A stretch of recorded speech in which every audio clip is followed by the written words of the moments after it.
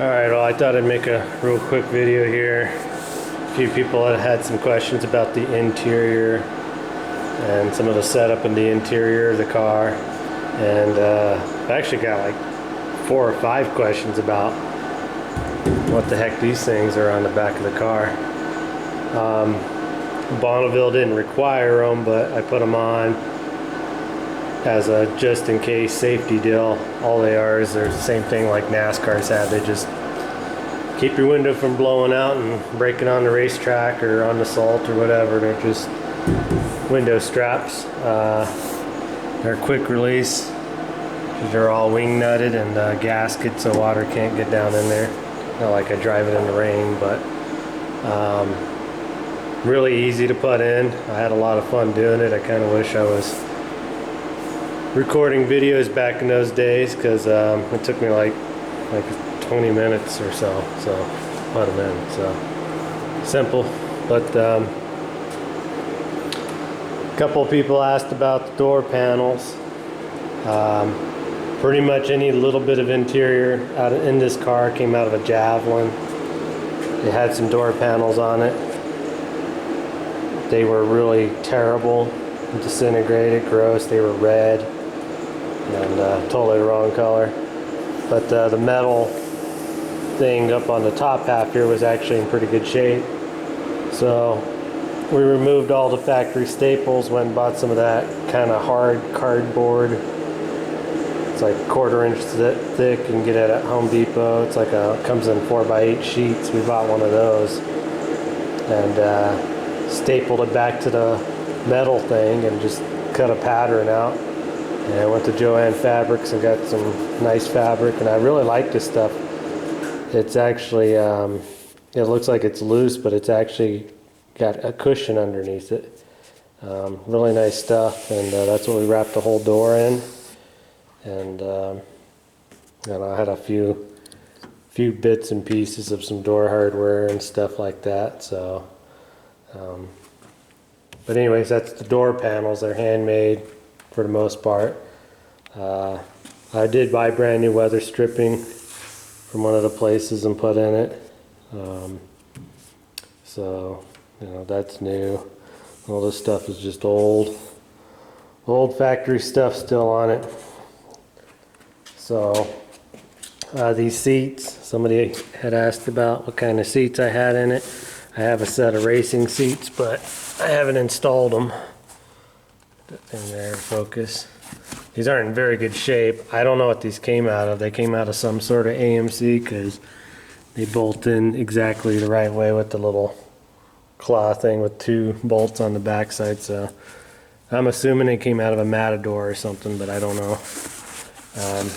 Even though they're not very cosmetically nice, they're actually really comfortable. So I do like these seats. And we may put these seats in the Gremlin, you know, when we start getting into that, just because they are really comfortable. The dash came out of a Javelin.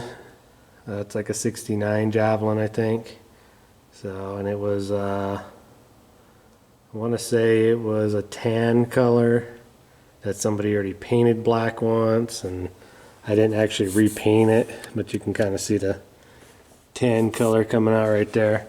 I didn't repaint this crash pad anyways. It's not in too bad a shape. It's got some chunkies and some broken stuff, but it's not real bad. Glove box. Nothing exciting in there. I do have the little light for the glove box, but I had to unhook it because it won't turn off ever. So I should probably figure that out. But let me clean my lens real quick. It looks pretty dirty. Okay, that looks a little bit better.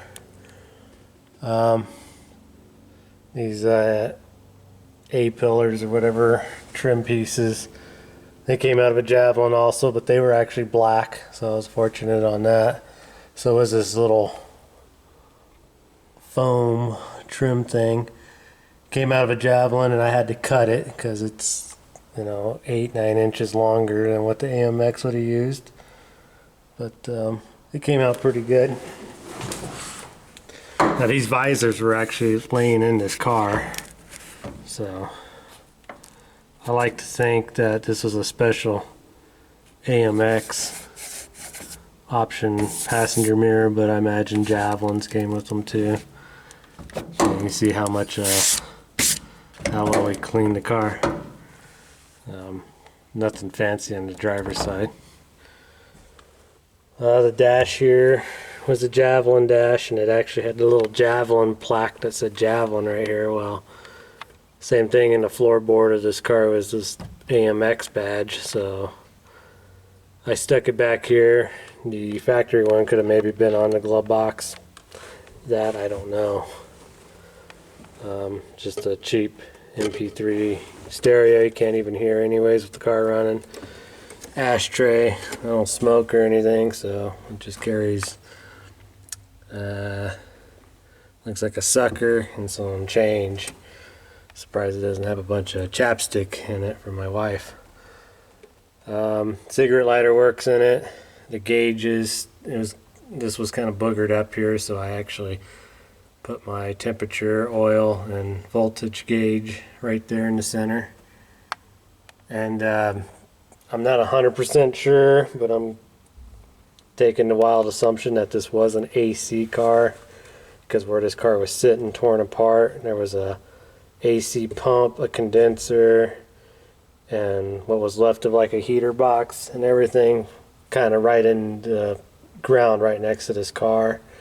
And since there's no dash to prove that there is any ducting for it, but there are a couple extra holes on the firewall where I'm guessing AC lines would have came out of. But I can't really confirm that 100% sure, so I don't know.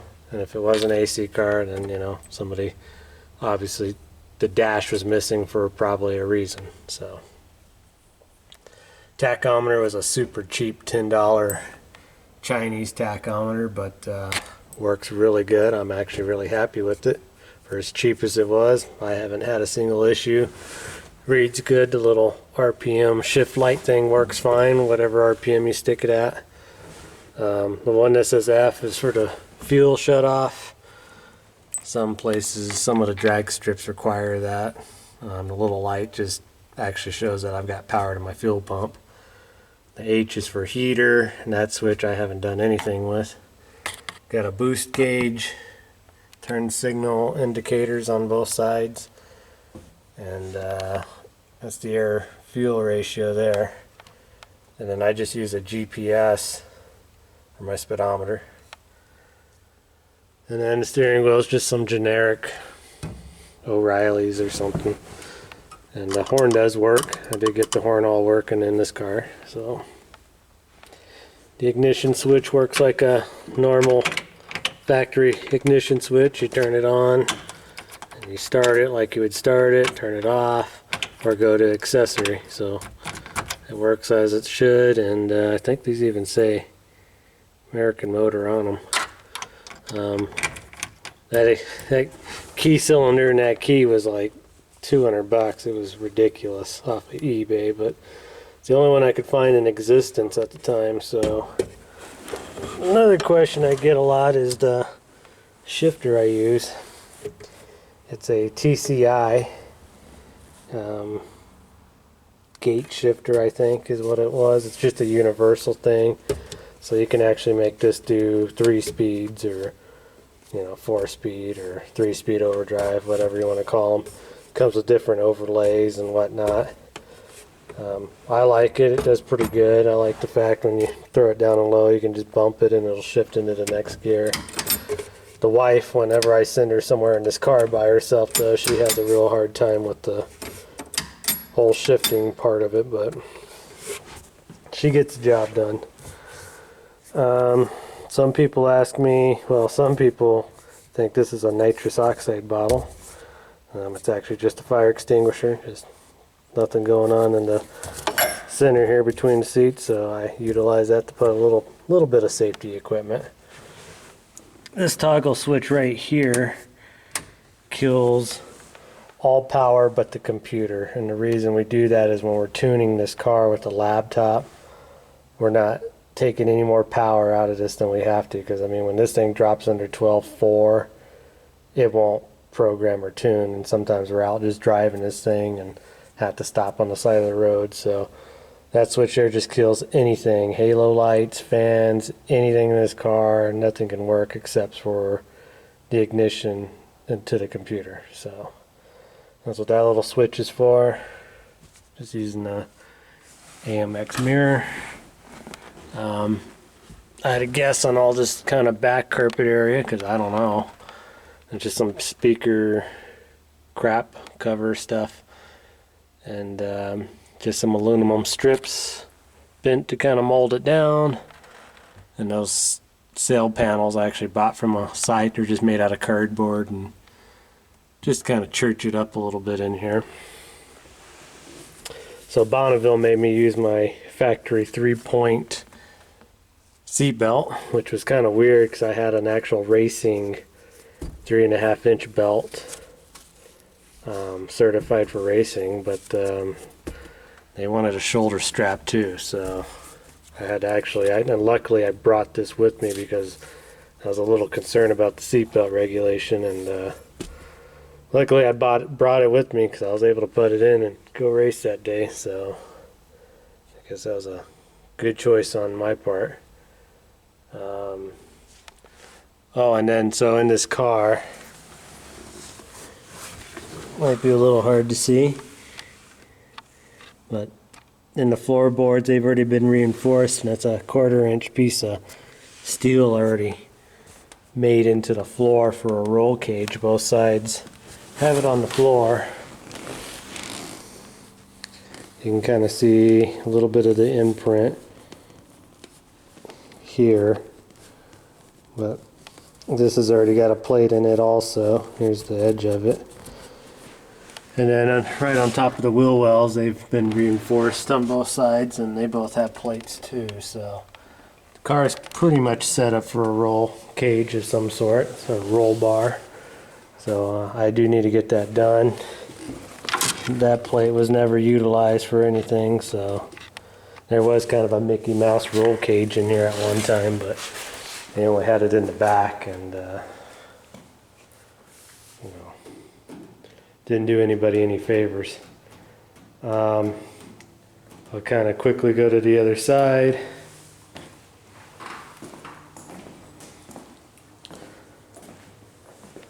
Look at a couple things on the driver's side, and that kind of wraps up the interior.